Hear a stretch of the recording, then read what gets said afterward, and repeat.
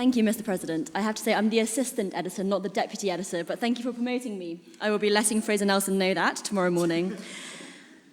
I'd like to first start by recognising the achievements of my honourable friend on the proposition bench, Hua Kai-si. As one of the students leading the 1989 Tiananmen Square protests, he dared to imagine a China that was different to the one that he lived in, a China that was more liberal, more open, democratic. For that, he and his peers have sacrificed so much. Some of them killed that night, and some exiled from China for the remainders of their lives. So thank you.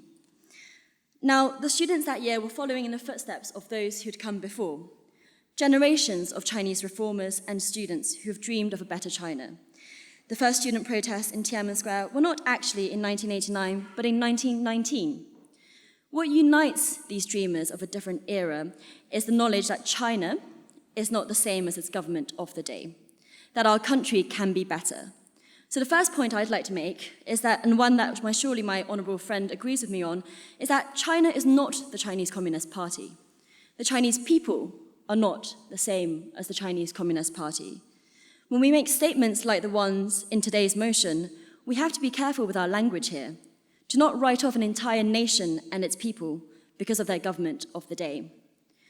I do not believe that China as a nation poses an existential threat to our way of life. Having said that, and I do appreciate that the best motions are written to be provocative, so let's tackle what I think the debate is really about and what the debate has been so far been about, which is that the People's Republic of China, in other words, the one founded by the Chinese Communist Party in 1949, is that an existential threat to our way of life?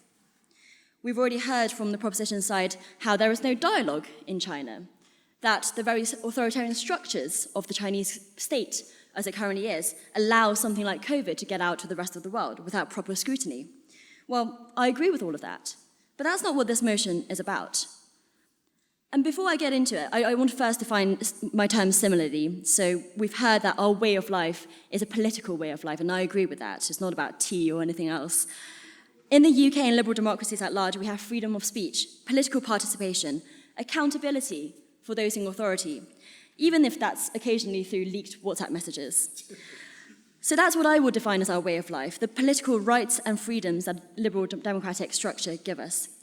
But even so, even though our definitions are the same, I still do not believe that the CCP and the PRC is an existential threat to our way of life, practicing these values here at home. I mean, it's clear that the CCP does not believe in these values, but that's not what the motion is about tonight. Are they threatening our practice of these values at home? My answer to that is no. And today I'm going to focus mainly on the fact that it couldn't possibly be an existential threat to us, even if it wanted to be. Let's consider what the threats could look like. First and most immediately, it could erode democratic values beyond its borders. We've heard about exporting authoritarianism. In the West, we are not invulnerable to interference and infiltration. I'm talking about paying off politicians, manipulating university curriculums, shutting down campus debate. These would all be unacceptable in our democracy. But let's not exaggerate the danger. I mean, come on, the CCP seems to have thought that Barry Gardner was a worthwhile asset to develop. I'm not sure they've got this covert ops stuff quite down yet. But more seriously, I mean, not all examples of influence from the People's Republic of China are threats to our way of life. Are we really saying that the presence of Confucius Institutes on campus, for example, if all they do is present a CCP version of history, will threaten how free our campuses are? Are we so insecure in the strength of democratic values and the power of our critical faculties that we think any student who picks up a People's Daily will be immediately brainwashed? Of course, we must make sure that these are not fronts for espionage, that critics of the CCP feel safe to speak out, as Spencer has mentioned about Drew Pavlou. And we also must insist on transparent funding for politicians and academic organizations to ensure that the scope of their work is not dictated by some shadowy donor. This is part and parcel of defending our democracy. This is part and parcel of having accountability in a healthy democracy and what we should be doing against all authoritarian regimes, not just China. And I think for the large part, we're doing quite well. It is totally possible to contain this threat. And I think Western countries are alive to this threat. And that's why we hear so much about Chinese influence. There is a challenge here, to be sure, but it's not an existential threat. Now, how else could a PRC destroy our way of life? It could choke supply chains. We've seen this in numerous countries that have political spats with Beijing, where trade is used as political leverage. In order for this to be an existential threat, we'd be looking at some kind of war scenario. Let's say China invades Taiwan. Some kind of global sanctions regime is levied against China in the same way it has been against Russia, and China tries to retaliate. A lot of ifs here, but it's a possible future. So let's make sure that on the stuff that really matters, the West seals up its vulnerabilities when it comes and reduces dependence on China.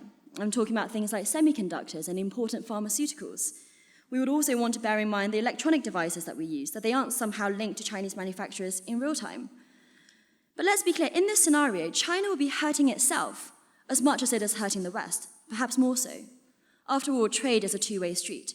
And when it comes to hard economic power, China may be the second largest economy in the world, but a united West is many times wealthier and more technologically advanced than China and its few allies.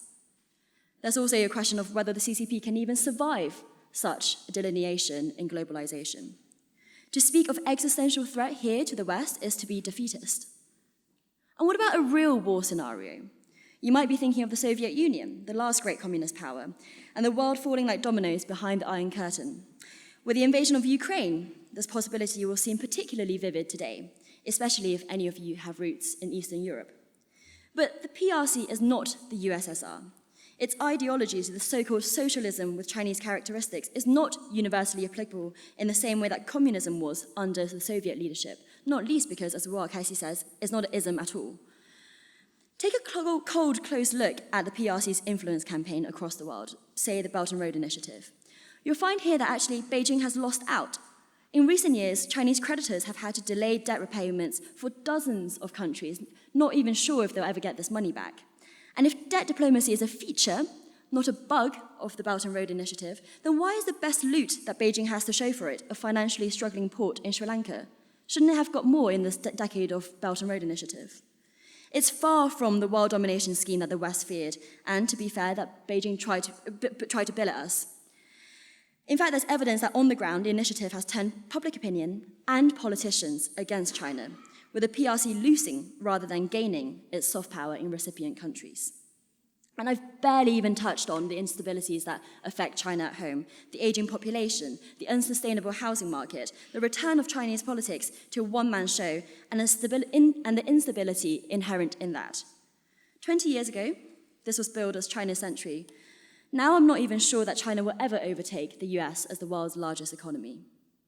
So to conclude, we should be clear-eyed about the People's Republic of China, but let's see the country for what it is and identify the real threats while tuning out some of the rhetoric, which is just noise.